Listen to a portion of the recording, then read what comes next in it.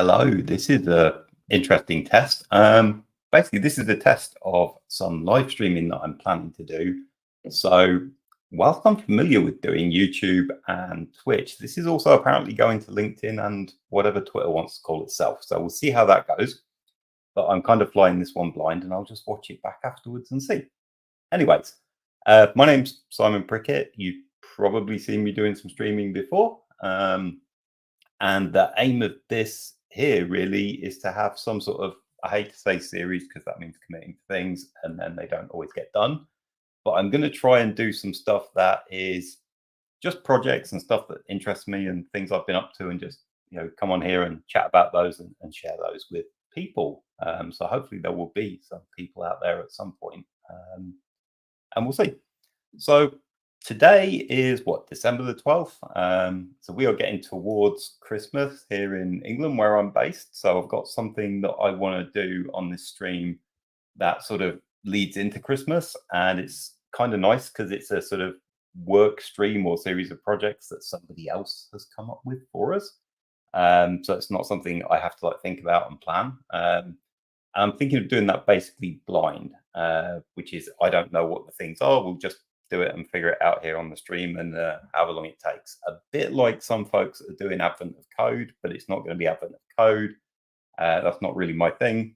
It's great if you like that, but I'm more sort of into hardware projects. So think like Advent of Code, but with some hardware. So yeah. So who am I?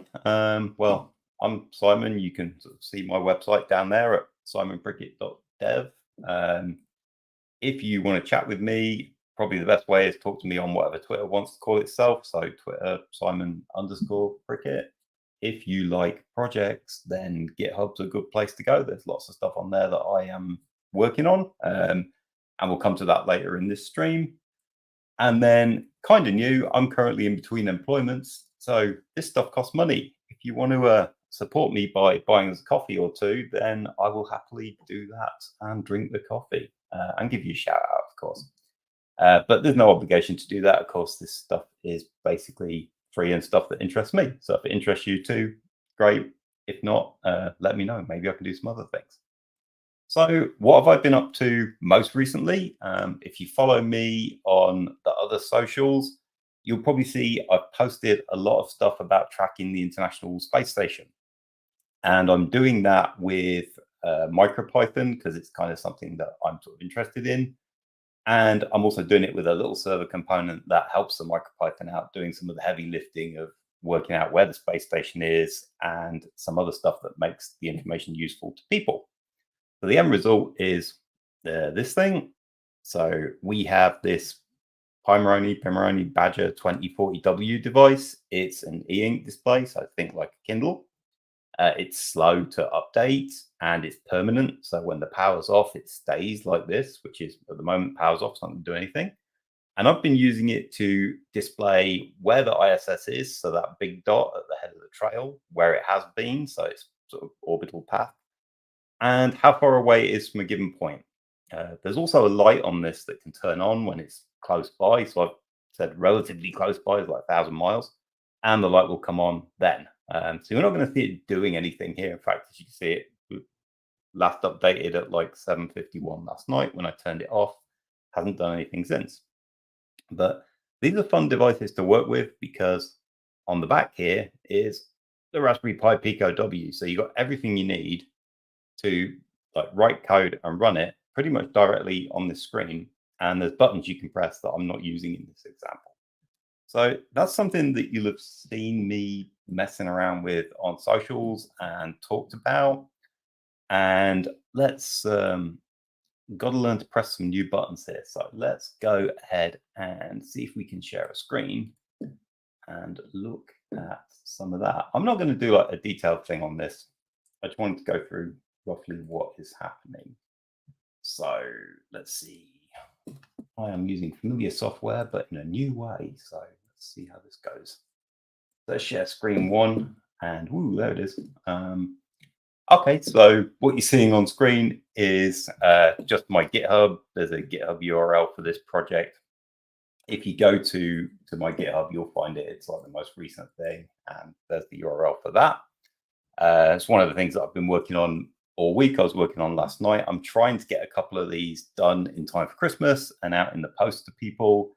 And what I want to talk about this project in future, the reason I want to talk about it is I've tried to make this into a sort of consumer product. So you could essentially get one of these. So that's the product from the Pimoroni shop. It comes with example software on it, and you can install my software on it. And then what I've tried to do is have the whole setup process doable by someone who doesn't understand MicroPython or doesn't want to put any code on devices or doesn't want to connect it to a computer. So what I've been working on is when you plug this thing in, it acts like, say, when you get a new laser printer or something, and it exposes a Wi-Fi network or a new Amazon Echo device. And in order to connect it to your network, you connect to its network and then go to a web page on your phone and provide the login and the password. And in this case, I also wanted to provide the location where you are on the planet, have you do that so we can work out that how far away the ISS is from you. So I've been working on making this a product that hopefully I could pre-install the software, mail it out to someone, and somebody relatively non-technical should be able to connect to this thing to their internet at home, set up their location, do something useful with it. I'm hoping to try this out with somebody else who works in developer relations this week. She said she's interested in having a go, so we'll see if she's able to do that. And I would imagine she will be fine with it, but I'm interested in the feedback. Equally, if you got one of these devices, let me know, because I can, repo's public, so you're welcome to try it. But I can guide you through how to use the repo to install the software, which is not something that I'd expect like an end consumer for this to do. And then you've got your own and you can try it out. But I will talk about how this works in more detail at some point in a future one of these streams. But generally, that's kind of what's keeping me occupied at the moment. So the other thing that I was saying I want to do, which is more of a series of projects, is this thing. So PyHut does this. I think they've done this for a few years now. They do these maker advent calendar things, and what you get is a box with like the 12 projects of Codemas in this case, and there's two variants. The other one focuses more on LEDs. This one focuses on all sorts of different projects. I've not really looked into what they are on purpose, because what I wanted to do was do this on the stream and kind of discover it on the stream, and we'll sort of see how that goes. So I have the, let's just drop this. I have the box here. So it's a really nice box that actually looks like, you know, a product with things, and they've really thought quite well about this. I kind of like the presentation, so let's just take that sleeve off. So in here we've got like 12 boxes, and I guess this is the first one to start with, and then we go from there. So I'm literally going to, in future streams, open this thing up, see what it looks like, and what we can do with it. They say there's everything you need in there. There's a Raspberry Pi Pico H in there, the one with the headers, but no Wi-Fi. So I guess the projects don't depend on a network, and we'll see what we can do with those. So that was kind of my Christmas fun. I'm not going to commit to anything crazy like a everyday thing, and I'm just going to do it, you know, pretty much ad hoc. But what I will do is not just pop up here on all the channels ad hoc. I'll actually schedule something and do my best to turn up on schedule. This stream here today is as much just a sort of technology test as everything. Like I said, I've never done LinkedIn streaming or Twitter streaming, so we'll see how those go. We can, for example, show some comments. So I was reading about this. If you are watching on LinkedIn and you comment, then I only see you as LinkedIn user, because there's some like sharing of your profile information setting that you need to enable, that I would see your real name. But that's fine. Somebody on LinkedIn, I can go back later on LinkedIn and check it out,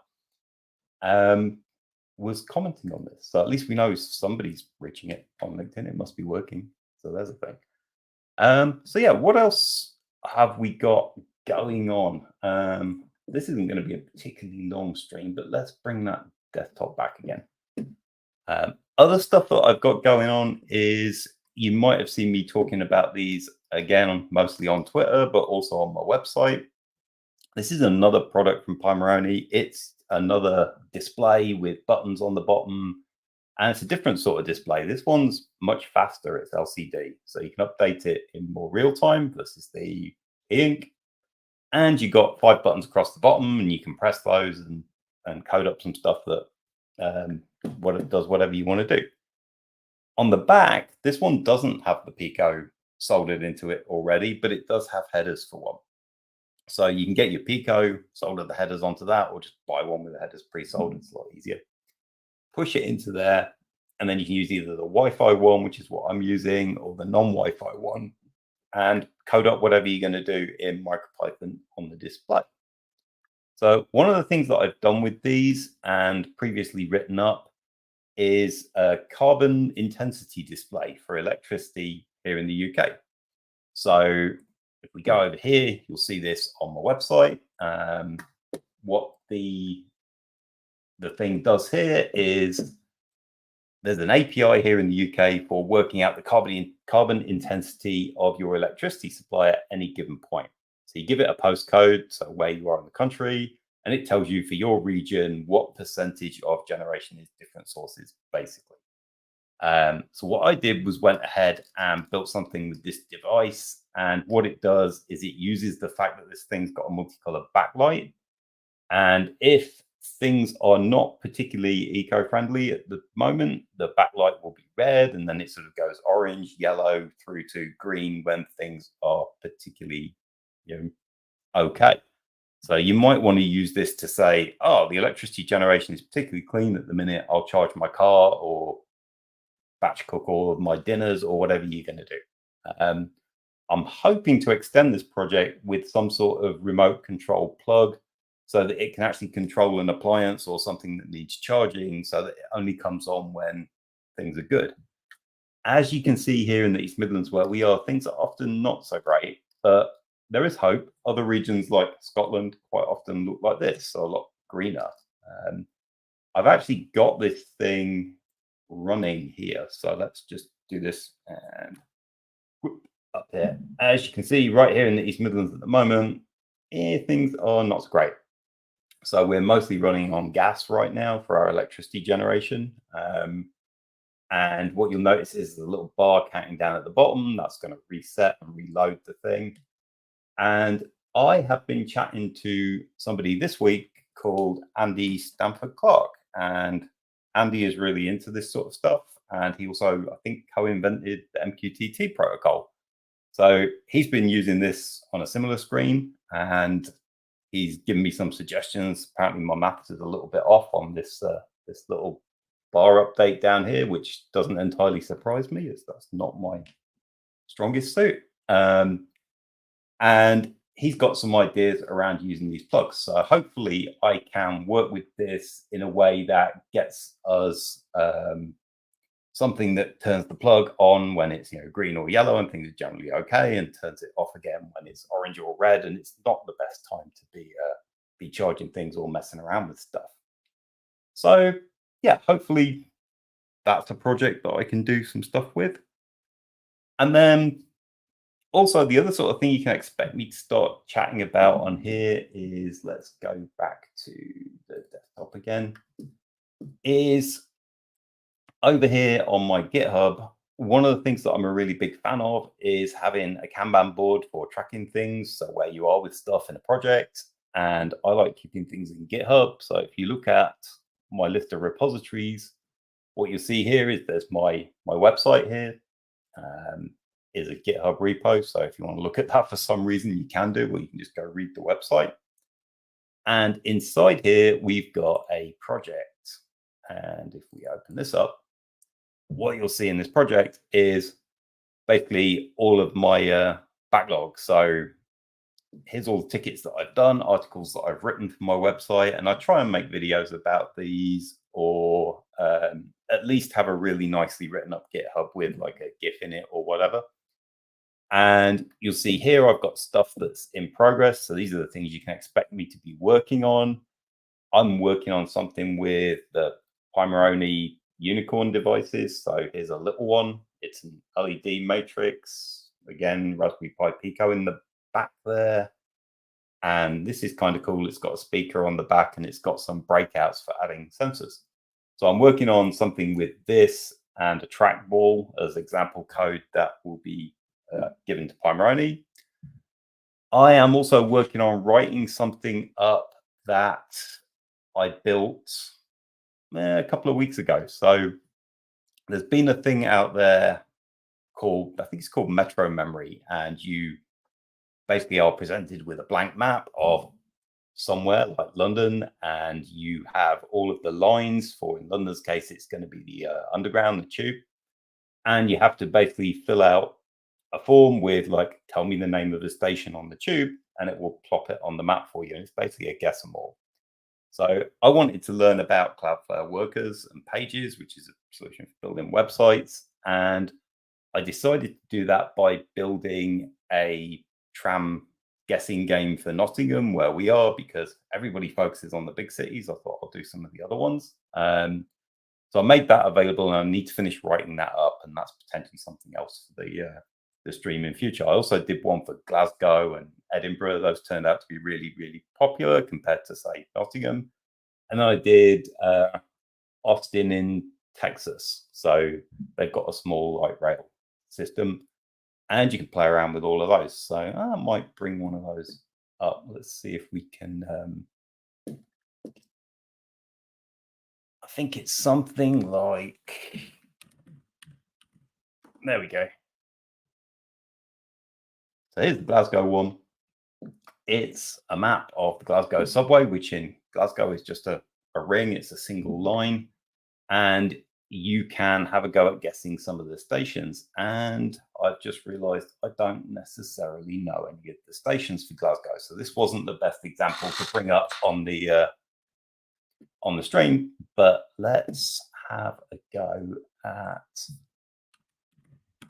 Nottingham, where I'm a little bit more familiar with it.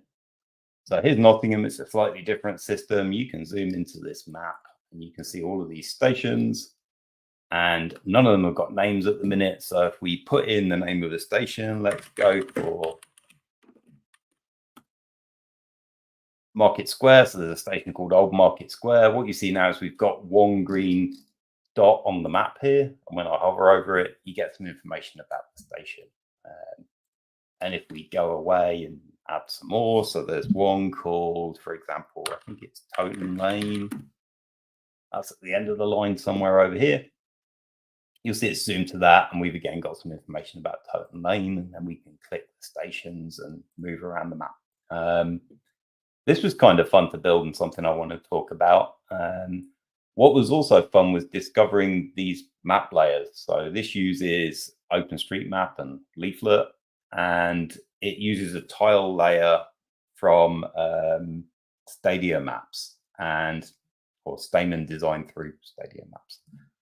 And what's really nice is I don't have to remove all of the label layers from this to get this effect. This map comes basically minus labels, so you can zoom in on somewhere like this is an area called the Park in Nottingham, which is like a planned housing development that used to be a deer park. And you can kind of see how all the streets work out and how all the buildings work. And there's no labels, which is great because you have to be familiar with the map to know where things are to play this game. That's kind of the point of it. What I'd love to do with this as well is make some sort of high score table. So like how fast did someone manage to do it and how many guesses did they take? But yeah, that's something that I'm working on. Again, if you want to play around with that, there's link here. I'll put the link for that in the chat in a minute. And yeah, but let's see if we can put the link for that in the chat. Oops. So I'm also getting used to driving a completely different desktop setup. So here we go, tram game. I'll send that to everywhere and see where it goes. I have no idea how this is going to work with Twitter and LinkedIn because I've never done it before. So yeah, I made 4 of those. Those need writing up. But basically, back to the project plan. this is roughly stuff I'm doing. I should probably add that advent calendar on there because it will end up as an article on my website. And then, as you can see here, I'm not short of an ideas backlog. So there's quite a few things here going on that will eventually turn up in some sort of order. Things tend to trickle through as I sort of get interested in working on them, or I realize I need a Christmas present for somebody. And it's like, oh, it's time to bring out the ISS tracker and what can we build with that. So yeah, that's about it for today. Really, I just mostly wanted to try this out, and I'm going to be interested to watch this back on the platforms I'm not familiar with and see what happened. And I would be interested to see what you think as well. So wherever you're watching this, let us know. If you discover it later, let me know in the comments in that place, and we will see what happens. Meantime, I'm going to go and enjoy the rest of my day, and like I say, see how this worked out. So I will place a future live stream for starting off with the Maker Advent Calendar, the thing here from the Pi Hut. And I can't promise it will be tomorrow. It might be, but it'll definitely be some point this week around other things that I've got to get done. So yeah, wherever you are, enjoy the rest of your day. I'm going to click the end stream button now and go see what happened, and hopefully everything worked and you can hear me and all of that stuff. All right, take care now. Bye.